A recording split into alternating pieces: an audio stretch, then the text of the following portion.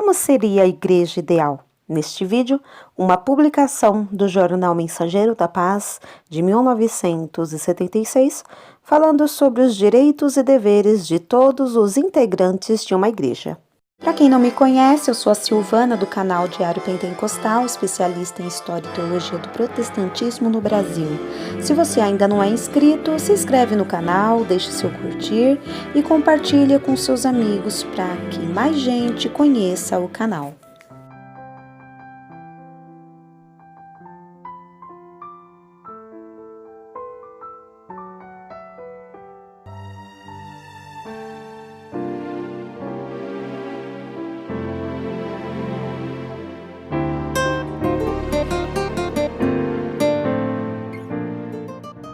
Texto de Joanir de Oliveira. A igreja que desejamos, para que haja mais frutos de nosso trabalho, mais amor e comunhão entre os crentes, maior operação do Espírito Santo, conversões em número sempre crescente, em suma, para que o Senhor se agrade de nós, é aquela em que os crentes saibam considerar o pastor como um pai, a prezá-lo como ao melhor amigo. O pastor dispense a todos a mesma atenção, igual tratamento e, sempre que possível, examine as sugestões nascidas do desejo sincero de cooperação, por mais ingênuas e inaceitáveis que lhe pareçam, e ame a todos como aos seus próprios filhos.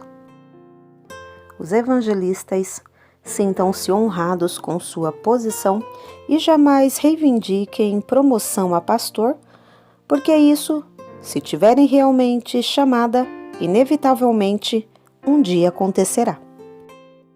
Os presbíteros orem pelos enfermos, visitem, exortem e aconselhem com brandura, fazendo jus, assim, ao seu título de anciãos. Os diáconos limitem-se a cuidar das mesas, tendo em vista que, com tal finalidade, se institui o diaconato. Não minimizem seu cargo, nem ocupem desnecessariamente o lugar dos pregadores, deixando os problemas materiais, os administrativos, o cuidado com a ordem do culto ao abandono. Os porteiros estejam conscientizados da importância de seu trabalho e dispensem o melhor sorriso e uma palavra sempre acolhedora ao receber os visitantes, fazendo com que se sintam entre amigos e em casa. O ministério não use de 2 pesos e 2 medidas em suas decisões e julgamentos, nem tenha prazer em disciplinar. Antes, se empenhe em reconduzir ao aprisco a ovelha ferida ou que se perdeu à margem do caminho. As senhoras cuidem maternalmente dos enfermos e necessitados, como Dorcas ou Tabitas, e como colunas inabaláveis, reúnam-se para orar e repilam com sua autoridade de mulheres espirituais o espírito de maledicência, que é um verdadeiro câncer no corpo da igreja. Os jovens, dedicados, zelosos e humildes, busquem primeiramente o reino de Deus e a sua justiça, e assim possam receber dons espirituais e preparar-se suficiente para assumir as posições mais importantes que lhes reserva o futuro. As crianças sejam ensinadas a assistir às reuniões reverentemente, sem fazer dos corredores do templo e dos bancos passeios públicos e playgrounds. Os cantores formem seus repertórios em fontes sadias, nos bonzinários, por exemplo, recusando-se a servir de instrumento ao inimigo astuto que se infiltra nas igrejas através da música profana. Os não dotados de boa voz ou possuidores de voz não aceitável evitem cantar como solistas, claro, porque podem expor-se ao ridículo e quebrar a seriedade necessária a um culto de louvor a Deus. Os cânticos não predominem a tomar demasiadamente o tempo, que em sua maior parte deve reservar-se à transmissão da palavra de Deus, uma vez que a música é apenas um auxiliar no ofício do culto. A banda de música não sufoque com ruídos ensurdecedores como um dilúvio de sons, as letras dos hinos e suas mensagens, a voz dos irmãos, mas limite-se a ajudar no embelezamento dos cânticos. Os pregadores não usem do púlpito para dirigirem ataques a desafetos, mas se entreguem inteiramente ao Espírito de Deus, que lhes porá nos lábios as palavras que devem ser proferidas. O púlpito não seja visitado a cada instante por pessoas, crianças e adultos, com bilhetinhos ao dirigente, com recados de toda espécie, porque isso fere a ordem, perturba o bom andamento do trabalho.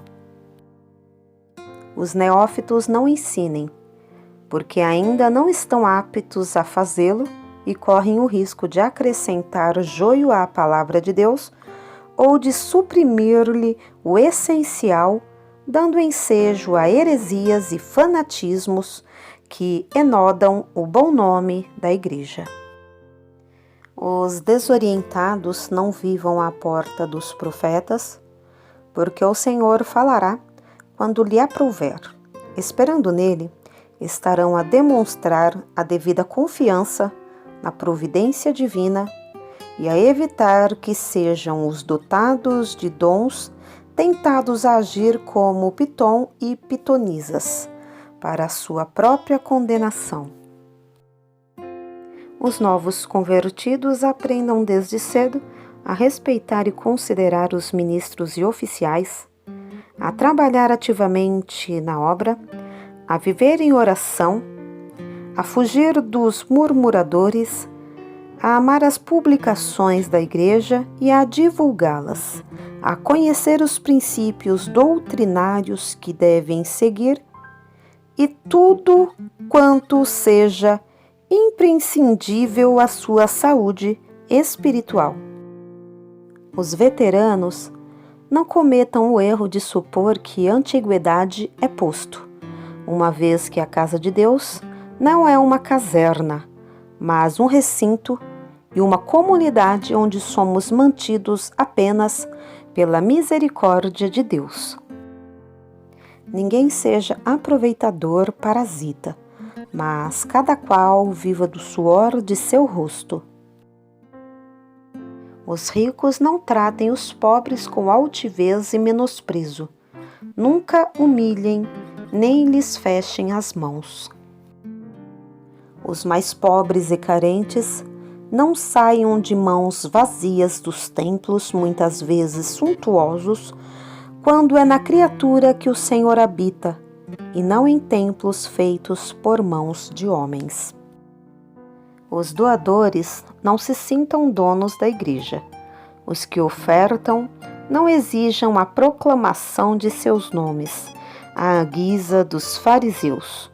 Os que constroem templos em suas fazendas ou quaisquer propriedades não queiram tomar o lugar do Espírito Santo, porque não lhes compete escolher pastores nem dispensá-los. Os professores da escola dominical estudem com todo o carinho as lições e com todo o carinho transmitam os ensinamentos, sem improvisações e divagações. A hora de pregar e de dar testemunho é outra, para encobrir o despreparo de quem se põe em lugar de mestre, sem haver antes ocupado o de discípulo. Os membros e congregados amem a escola dominical e respeitem os ministrantes do ensino, por mais humildes que sejam, e jamais pensem em formular perguntas embaraçosas para humilhá-los perante a classe, em destacar-se vaidosamente em detrimento do bom conceito do professor. Os crentes não ataquem em hipótese alguma o lar do pastor, exigindo de seus componentes mais do que é requerido dos outros membros da congregação, porque isso não é justo. A esposa do pastor jamais traga embaraços ao ministério de seu marido, nunca se considere com o direito de ditar-lhe as normas que deve seguir na condução do rebanho, porque o anjo da igreja deve ser dirigido somente pelo Espírito Santo. A intolerância, a prepotência, a rispidez, a intransigência, o despotismo não sejam praticados, nem a mentira ou a deslealdade, e nada que constitua leviandade ou injustiça. O mundanismo seja enxotado das portas, pois nossa comunhão ou há de ser com o Senhor ou com o mundo. Nenhum irmão conduz a outro à justiça. Tal procedimento é indigno e vil, fere frontalmente os princípios bíblicos, porque nega o amor, sem o que nada tem sentido na casa de Deus. Cada qual, enfim, saiba para o que foi chamado. Se para pregar, pregue. Se para cantar, cante. Se para ensinar, ensine. Se para orar, ore. Se para administrar, administre, tendo em vista que os que estão de fora de seu lugar são, no mais das vezes, causa de perturbações e até mesmo de maldição em vez de bênção. Provavelmente jamais houve uma igreja assim na face da terra. Por certo, jamais haverá uma igreja como essa enquanto o Senhor não voltar. Mas, se nos esforçarmos buscando com decisão e sinceridade o aperfeiçoamento de nossa vida cristã, o Espírito Santo se alegrará de nós e a graça do Senhor não nos faltará. Brasília, dezembro de 1975.